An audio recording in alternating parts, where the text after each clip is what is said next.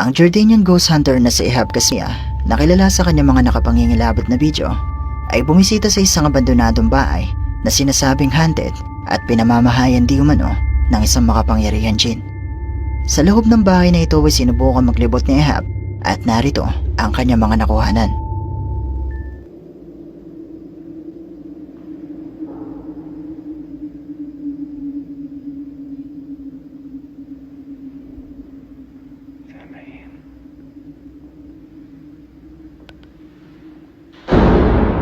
بسم الله الرحمن الرحيم.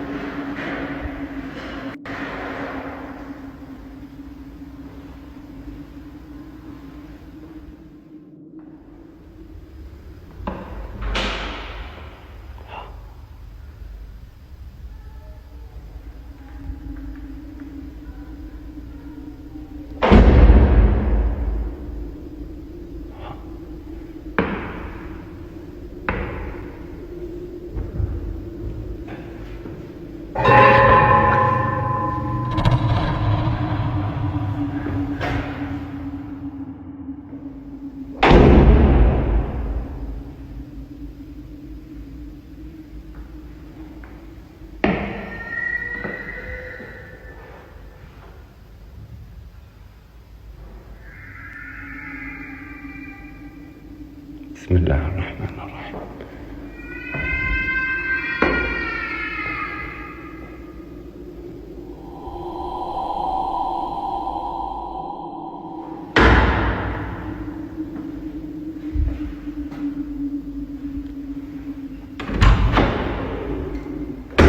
بسم الله الرحمن الرحيم.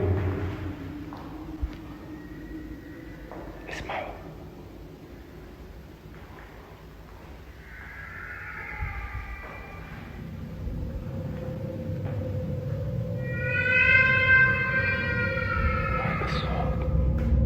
Sa pagpasok pa lang ni Ehab sa loob ng bahay, nagumpisa na agad siyang makarinig ng mga tunog na tila may taong kumikilos sa loob.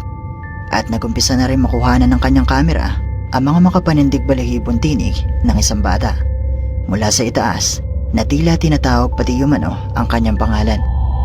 Pero kahit hanapin niya ang pinagmumulan nito ay wala naman siyang makita na kahit sino, hanggang sa muli siyang makarinig ng mga boses.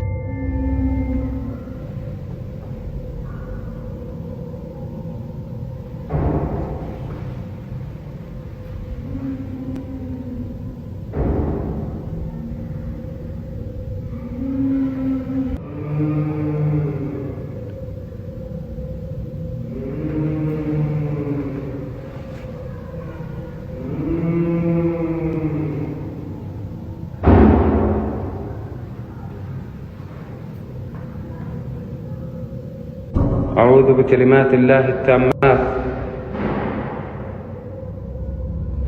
Nakarinig si Ehab ng boses ng isang babae na hindi niya alam kung saan nga ba nagmumula. Pero nang makarinig na siya ng boses ng isang lalaki na malapit sa kanya, agad niyang sinilip ang pinagmumula nito.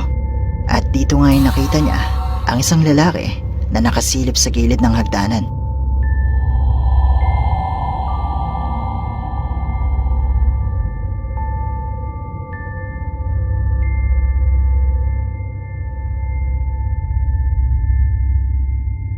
Kung pagmamasdan mo na maigi ang isang ito, ay masyado ito maputla at mukhang hindi ito nabibilang sa mga buhay. At ang lugar na kinatatayuan nito ay masyadong mataas para may taong makaabot at makadungaw. Pero di pa siya nagtatapos. Dahil sa pagpapatuloy ng kanyang video, meron pa siyang nakuhanan na talaga namang nakapangingilabot.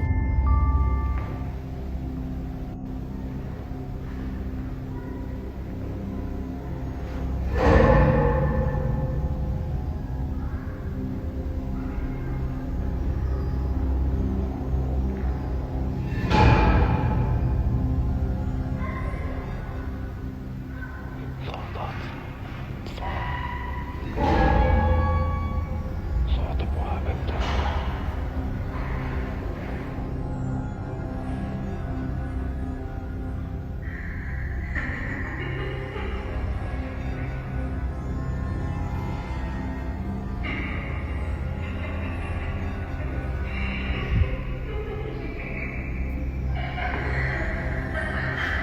بسم الله الرحمن الرحيم.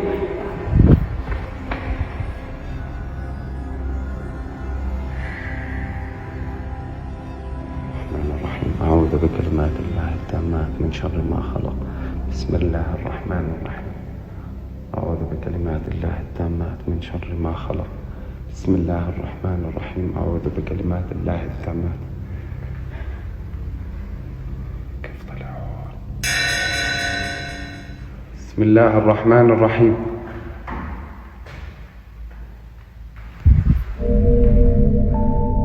Bago matapos ang video ni Ahab, makikita sa refleksyon ng salamin ang isang lalaki na nakatingin sa kanya.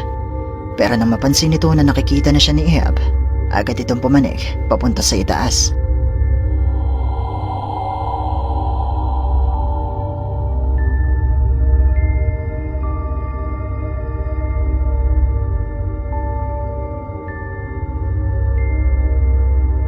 Nang makita ni Ahab ang lalaki sa salamin, agad-agad naman niya itong nilingon at pinuntahan, pero bigla na lang din itong naglaho. Pero katulad lang ng dati, nasa inyo pa rin ang desisyon kung maniniwala ba kayo o hindi.